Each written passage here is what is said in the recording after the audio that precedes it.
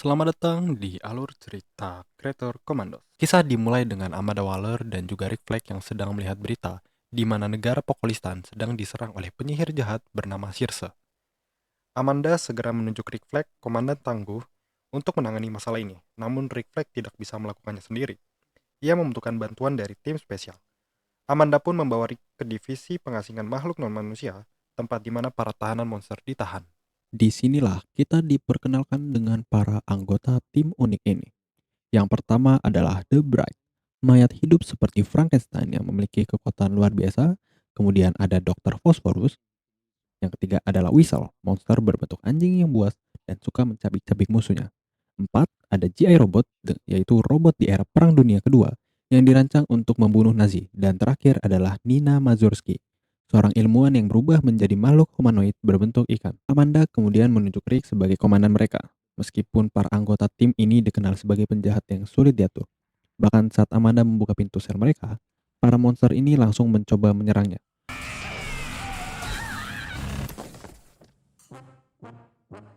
This is your new task force flag. Let's call it Task Force M. M for monster, also known as... Adegan berpindah, di mana tim kemudian diterbangkan menggunakan pesawat menuju Pokolistan. Dalam perjalanan, mereka mulai saling mengenal satu sama lain. Rick pun berusaha mendekati dan memahami karakter setiap anggota timnya, meskipun sulit. Sesampainya di Pokolistan, mereka disambut oleh tentara kerajaan yang membawa mereka ke istana. Di sana mereka bertemu dengan Putri Ilana Rastovic. Sang putri menyambut mereka dengan jamuan makan di istana. Namun suasana berubah menjadi kompleks ketika sang putri mulai menunjukkan ketertarikan pada Rick. Meski tergoda, Rick tetap menjaga dirinya dan menolak godaan sang tuan putri. Adegan berpindah pada malam hari, di mana saat sebagian besar tim sedang beristirahat, konflik mulai muncul. Dr. Phosphorus terlihat mencoba mencuri alat pengendali setrum dari Rick. Namun hal itu ketahuan oleh Rick dan keduanya terlibat perkelahian yang sangat sengit.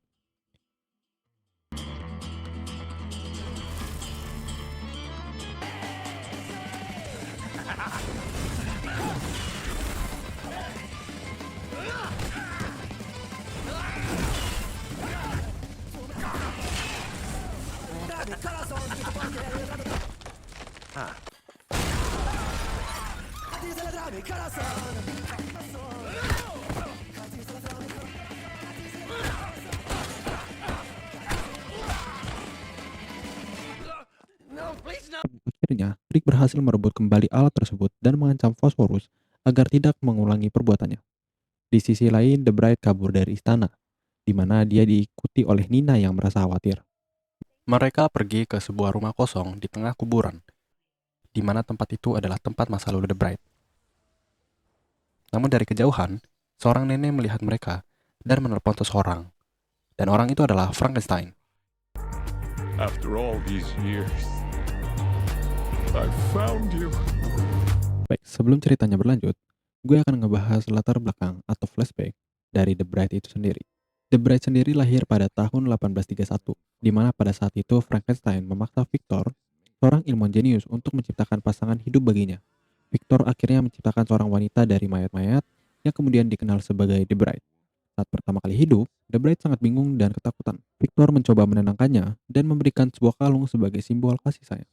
Namun Frankenstein merasa cemburu melihat Victor yang begitu dekat dengan The Bride. Hal ini memicu konflik besar hingga Frankenstein melukai Victor. Kejadian itu kemudian meninggalkan trauma mendalam pada The Bride, sehingga The Bride sangat membenci Frankenstein.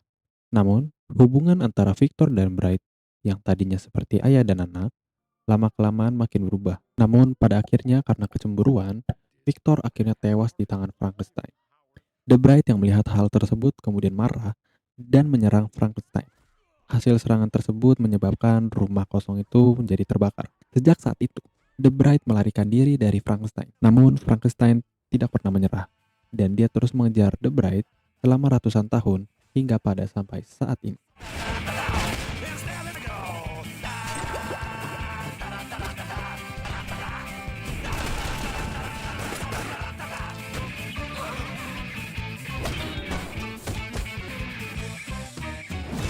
Kembali ke masa sekarang, Circe dan anak buahnya menyerang The Bride serta Nina di kuburan. Pertarungan sengit pun terjadi, di mana The Bride berusaha melawan para pengikut Circe. Start wearing purple, wearing purple.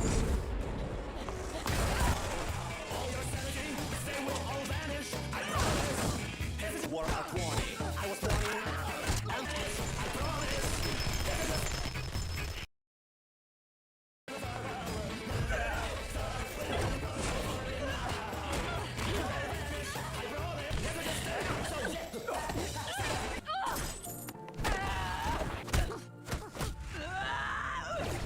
Namun kekuatan sihir Circe terlalu besar, membuat The Bride kewalahan dan akhirnya kalah.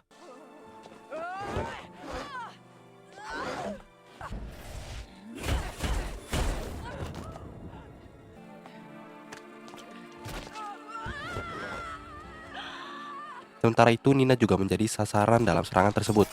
Helm kacanya dihancurkan membuatnya kesulitan bernapas. Pada akhirnya, mereka berdua tidak mampu melawan dan ditangkap oleh Circe. Sementara itu, di istana, Rick yang terluka akibat perkelahian dengan Phosphorus sedang dirawat oleh Putri Ilana.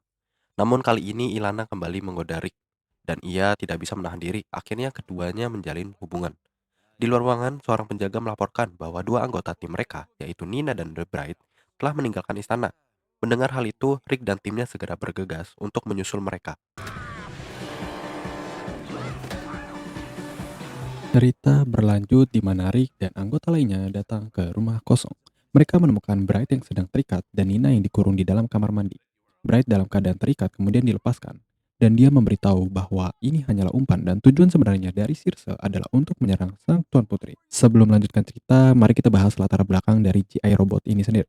Karena episode dari 3 ini lebih berfokus pada cerita flashback dari G.I. Robot, dan daripada maju mundur alurnya, lebih baik gue jelasin di sini secara rinci. Jadi, G.I. Robot ini adalah robot AI yang diciptakan oleh Amerika Serikat untuk membasmi tentara Nazi. Tujuannya hanya satu, yaitu membunuh para Nazi. Dulu ketika ia bersama skuadnya, G.I. Robot berhasil membunuh banyak Nazi, bahkan mendapatkan rasa hormat dari teman-temannya. Namun setelah Perang Dunia II berakhir, G.I. Robot digunakan oleh seorang peneliti untuk mempelajari isi pikirannya. Namun karena tidak ada perang lagi, robot ini tidak pernah digunakan, dan akhirnya menjadi koleksi seseorang yang menyukai benda-benda perak.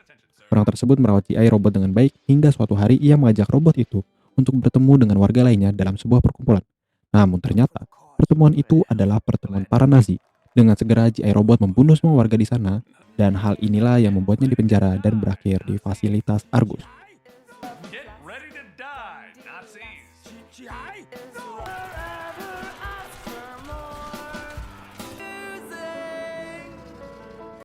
Cerita kembali ke istana. Sang Tuan Putri yang sedang tertidur dibangunkan oleh tentara yang memintanya segera kabur karena istana sedang diserang. Sang putri mencoba kabur dan mengunci dirinya di dalam kamar. Di sisi lain, skuad yang sudah kembali ke istana terlibat dalam pertempuran.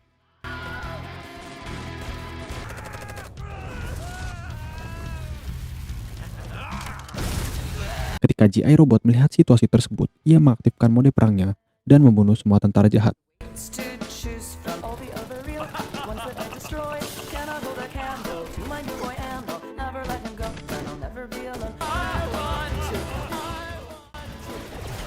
Namun hal ini tidak berlangsung lama karena Circe menghancurkan G.I. Robot dengan sihirnya. Circe kemudian menyerang istana dan mengejar sang putri. Sang putri sempat terdesak, tetapi Whistle datang dan menyerang Circe hingga mencabik-cabiknya. Di saat yang sama, Dr. Phosphorus menggunakan tangan apinya untuk membakar wajah Circe. Setelah itu, Circe pun kemudian kalah dan dia ditangkap. Di sisi lain, Nina menemukan sisa kepala G.I. Robot. Nina terlihat sangat sedih karena G.I. Robot adalah satu-satunya yang mengerti dirinya. Kemudian, anggota Creator Commandos yang berhasil menangkap Circe terlihat senang karena tugas mereka akan selesai. Namun sebelum akhirnya ditangkap, Circe mengatakan bahwa apa yang mereka lakukan adalah kesalahan besar dan akan menghancurkan dunia. You don't understand what you've done. You've doomed the world. Baik, itu dia alur cerita dari Creator Commandos episode 1-3. Terima kasih yang telah menonton, dan apabila kalian ingin episode selanjutnya, silahkan like dan subscribe video ini. Bye!